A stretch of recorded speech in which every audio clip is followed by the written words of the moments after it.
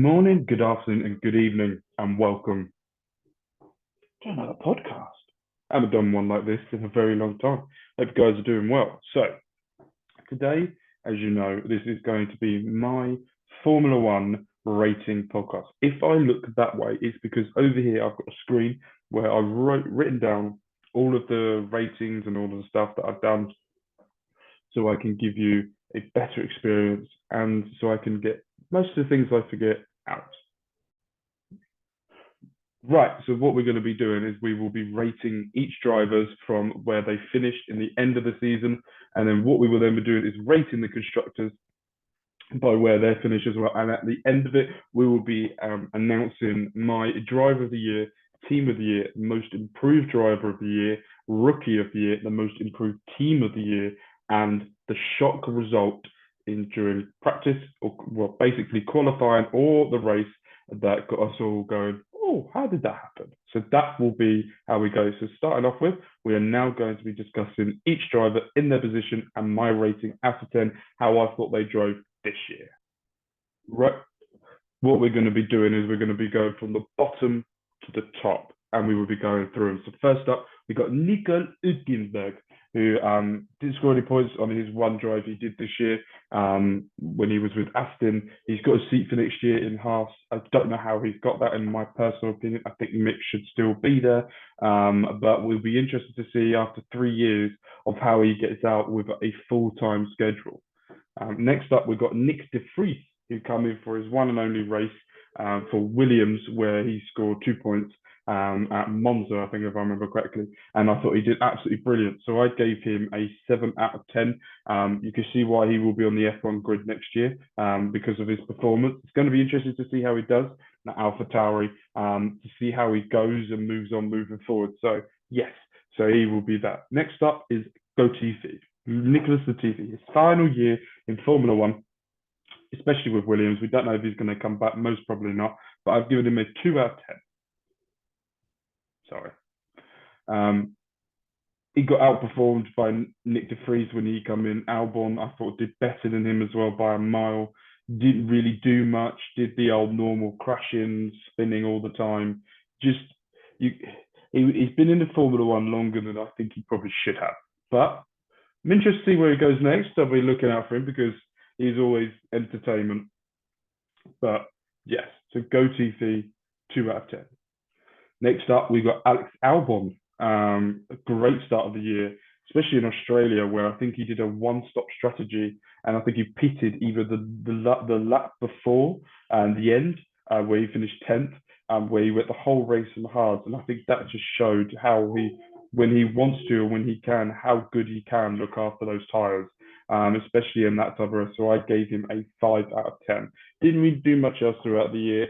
Was a bit of a nutcase at some stages, very impatient at times. But I gave him a 5 out of 10. And talking of 5 out of 10, the next one is Zhou. Rookie year in Formula One was always going to be tough. A lot more races than he had in F2, a lot more different challenges he was going to go up against.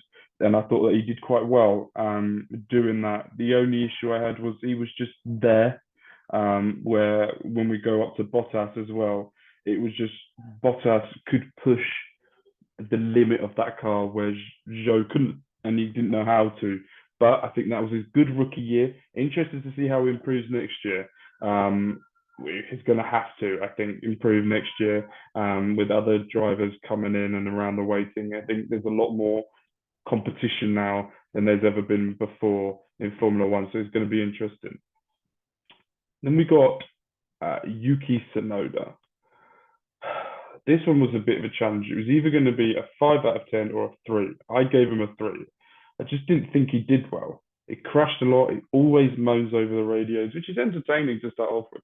But it gets to a point where when you're actually going to do something about it, I just didn't think he did well. I don't think he's going to be in Formula One much longer. He's got one more year left. He has to perform next year or he just won't continue. But let's see how it goes. Next up, we got Mick Schumacher. I gave him a 5 out of 10. I thought he did really well. He was good. He wasn't amazing. He could be great.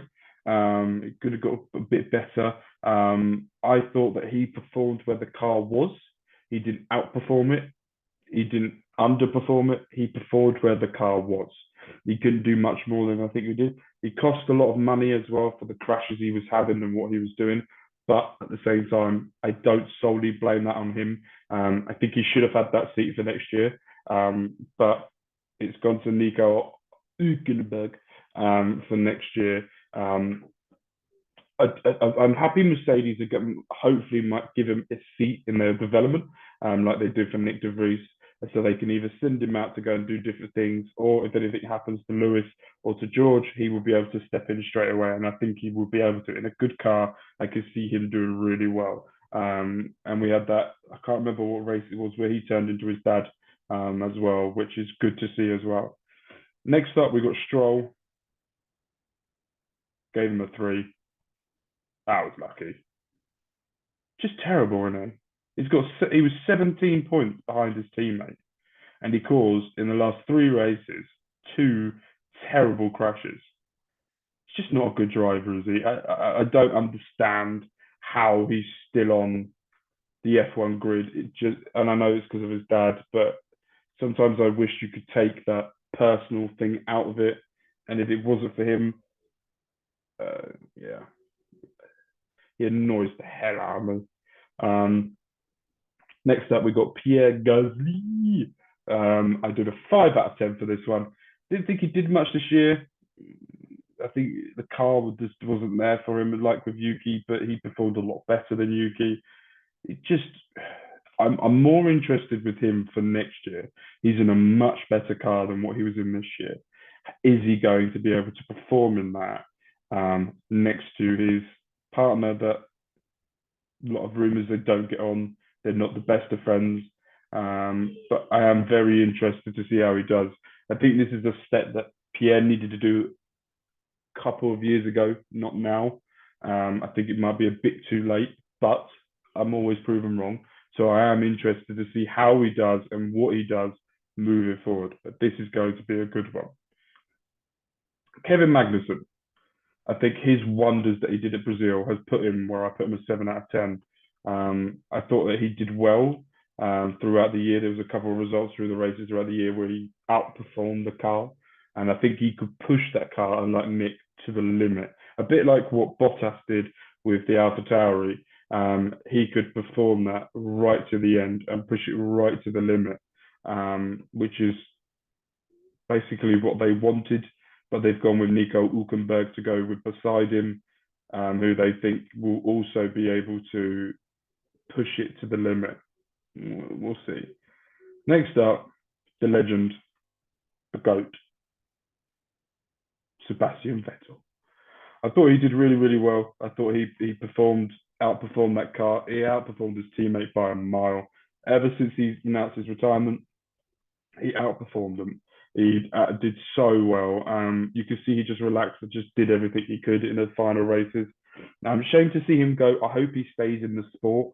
I hope we see him either as a pundit or someone higher up, that we can see him at most of the races and get interacting with a little bit more. I think losing the character and what he did for the sport, it's a shame. It's a massive shame. Next up, we have Daniel Ricciardo. I gave him 5 out of 10. I thought he did well. Thought he did okay. I didn't think he did amazing. I didn't think he did thoroughly well, but at the same time, I think he did okay. He was there. Yeah, there was issues with the team, and I think that, but there's only a certain amount when Lando Norris is quite a bit ahead of you that you can do. Maybe it was just built for Lando, but he just could not click with that car. Hopefully, with him going as a Red Bull development driver, will bring him more of that passion back, a little bit more of that feistiness, a little bit more of something that has been missing from him. So I hope that happens, and I hope he gets that. Next up is Valtteri Bottas. Good start of the year, really good. Outperformed the Mercedes in the first few races, but then just sort of died off. He's not very well known for the overtaking. He's very well known of just putting his car there and keeping it there. And I think he's a good driver, but there was just something that just and I think he outperformed that car by a mile. Let's put it frank. He got nearly 90% of the points. Um, so there's no point discussing that. But at the same time, it's a shame because Bob Bottas was an amazing teammate for Sir Lewis, but it just didn't really get there. Next up is Fernando Alonso. I put him a 5 out of 10. Yes, I know some of the comments will be the car died on him a lot. Yes, the reason why I put him there is the amount of moaning he did and the amount of crying he did and the amount of stupid stuff that he was doing as well. Um, just did not sit right with me. I'm not a massive Fernando Alonso fan. I think he's a great driver. I think you go down his history as probably as a great, not a legend, but as a great. And I think but he has a very much of a habit of the last year of his contract with the team of just constantly whining and moaning and just always negative all the time. So that's why I put him as that. But there's also a challenge that you could say he could be a 7 out of 10 or an 8 out of 10. Let me, as well as we know, this is my personal opinion. I want you guys at home to put down in those comments what you think. What's your personal opinion on it? Next up, we have Esteban Ocon. I put him as a 7 out of 10 as he outperformed his teammate, outpoints him, and I think coming to the end of the season with the collisions and the bitterness between them really showed. And I think he just come out on top on that. I honestly do, and I think was a better driver than what Alonso was. Alonso put himself really well in Canada, got that pole position in Canada, and I think he did really well to get that car there. But then it just slowly went off for him after that, and he hasn't really done much else. So Ocon for me was a better driver out of the two. Then we've got Lando Norris and his McLaren. I gave him a 7 out of 10. He got 122 points this year. Just the car for McLaren was just shocking. I think it was driving a tractor for them this year. Massive set down to what they did. I think it was just the Mercedes engine in general, or Mercedes powered teams in general that just did not want to perform well. And he was just one of them, just didn't really do much else. P7 was his favourite position, I think, as well. So a bit annoying for him and a bit annoying for McLaren fans as well. Next up, the greatest of all time, Sir Lewis Hamilton. I gave him a 6 out of 10. I think the start of the year was due to two things. I think he was still hung up over the ending of the last season. At the end of the last season, before that, in that Abu Dhabi, I think there was still a hangover from that. And I also think that the car was just terrible. But for him to finish on 240 points was remarkable for what happened throughout the season. What I do hope is that he has a better car next year for him to actually challenge. And I think if he does have a car to challenge, we will be seeing an 8-time champion next year. Carlos Sainz, I gave him an 8 out of 10. I thought he was one of the most consistent driver for Ferrari. I thought he outperformed Charles in certain times, but Charles, when it come down to it, just did better. I really like Carlos Sainz. I think he's a fantastic driver. Getting his first win, I think it was at Silverstone as well. It was amazing for him. There's something about Carlos I just really appreciate and really enjoy watching, and I think he's a great driver. Also, Ferrari just did not help him or Charles with strategy. That needs to completely change, but we'll get more into that later on in the video where we will discuss the Ferraris and probably my moaning about them. Next up, we got George to the Russell to the George. I gave him an 8 out of 10. He's the first person to outscore Lewis Hamilton since Nico Rosberg. And in the first 6 or 7 races, he was the only driver on the grid that performed, that finished top 10 every single race, top 5, sorry, every single race. And it just shows that boat was made for Russell to start off with. And I think a lot of the sensors and adding weight was all on Lewis's car because it's Sir Lewis, and he was the one that they were going through the motions with it. But I thought the way that Russell performed throughout the year, getting his first win as well at Brazil, first sprint race win and race win as well. And I thought he did epically well throughout that year. And it's going to be interesting next year with Mercedes if they come back, if they give Russell and Lewis the car, who is going to. I still think Lewis will, but I think George will be there and will be much more challenging. And he finished on 275 points as well, which is brilliant for him, much more than what he's ever had before. So for someone that's been in a Williams to go in a Mercedes and to do that as well so quickly, fair play to him. Next up, we got Checo. He had really good pace. He did well, but didn't really do. He was there in about to try and help Max. Didn't really do well. All of his job that he really did was for the previous season, where he really helped Max win his first title. He got let down again by his teammate in the final two races, where I feel like his teammate should have done a lot better to help him.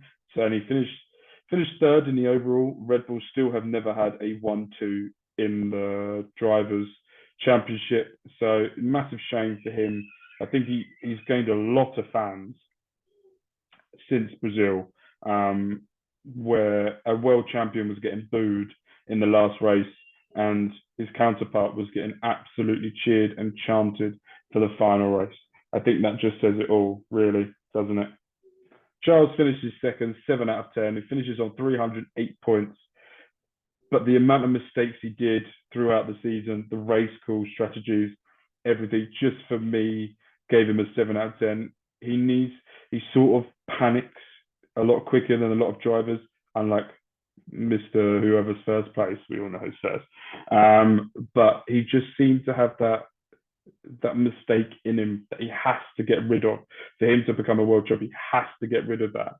Ferrari have put a lot of development into him, and them not helping themselves, but at the same time, him not helping himself. It's a bit of a shame. And just finishing second, I think, is probably deserved throughout the season, especially the start of the season where he was really going toe to toe with Max and really challenging him. So for it to come out at the end and do that, then I think that's brilliant. And in first place, I put Max Verstappen. Well, not put, that is how he was in the drivers. I gave him a 9 out of 10. The only thing, he got 454 points. He broke so many records. And the only thing that really let him down was Brazil. And the way that the selfishness took over. A driver has to be selfish. Yes, Checo would still not have got that second place if it was the other way around. But it was just the manner of it. It was the manner of the selfishness. And I think Red Bull have done really, really well to cover that up. And then they just let it out.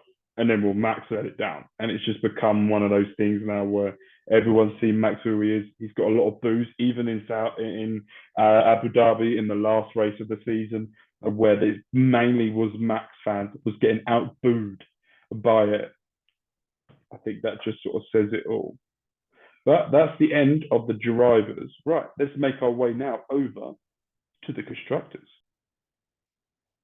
So we're going to be doing it from bottom up like we did with the drivers. We're now going to do it with the constructors. And I want your guys' takes as well on the drivers. What ratings are not good, what are, and I want to hear from you. So, Williams, I gave him a 2 out of 10. Terrible again, just absolutely terrible.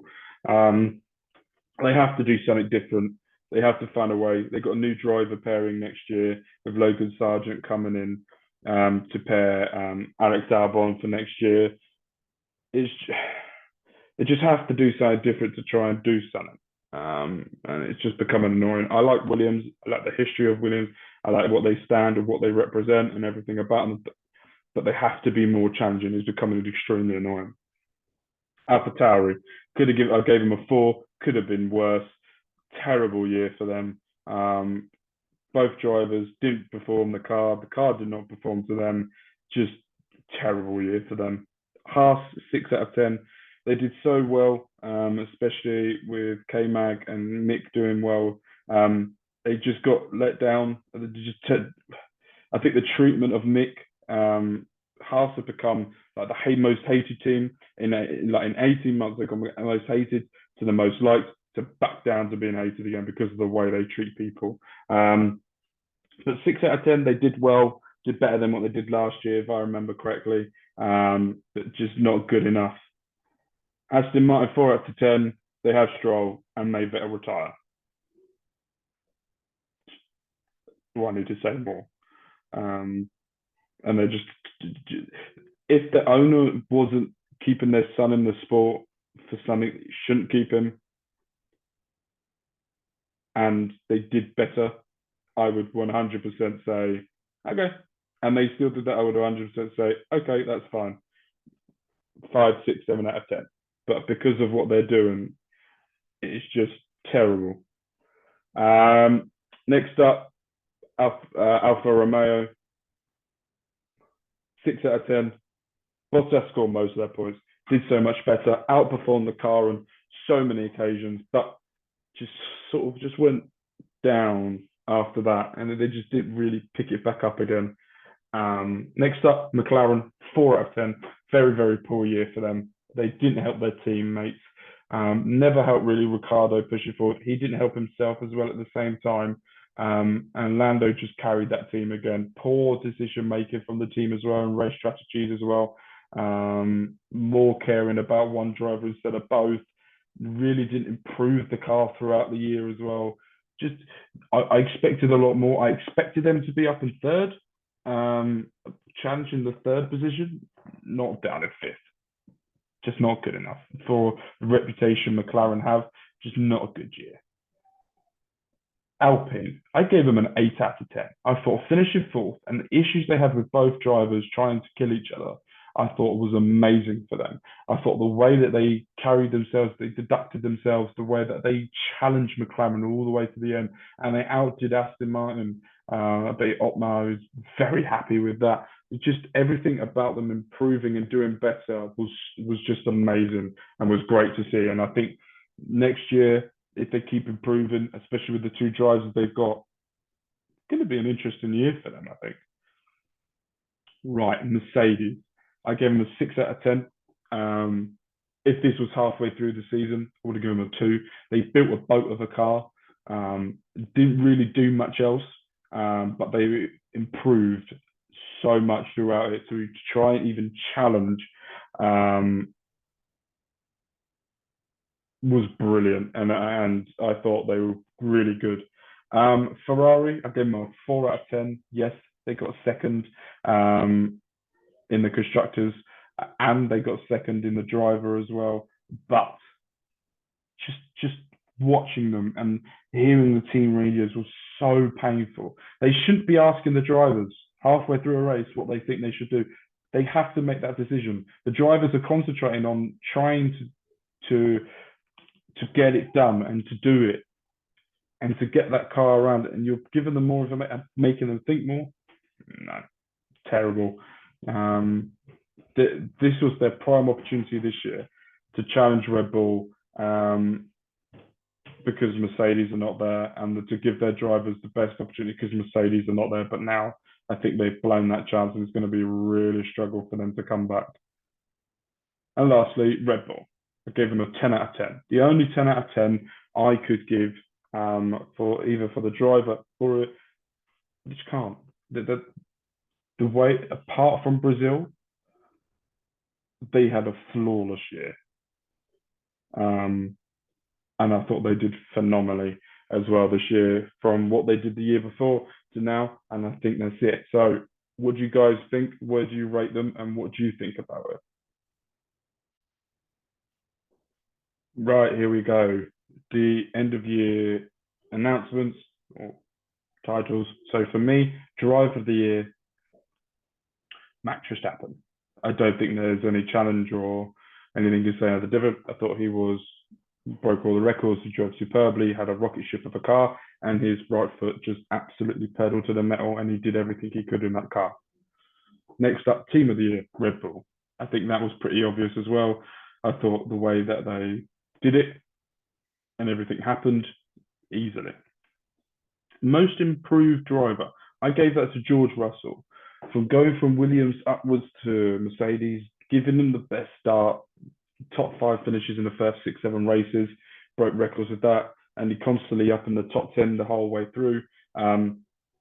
for doing it. I thought they were brilliant. I thought he was brilliant. Rookie of the year, only one, which is Zhao. I thought he did okay, did well. I'm interested to see how he does next year. Excuse me.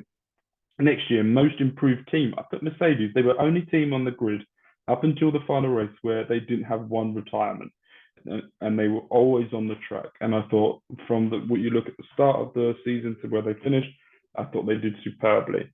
And then the shock result of the year for me, K-Mag, P1 in qualifying in Brazil. I think no one saw that coming. No one expected that. And that's how it is. So, what I want you guys to tell me down below. Do you agree with the ratings? Do you not? Where would you change it? What would you do?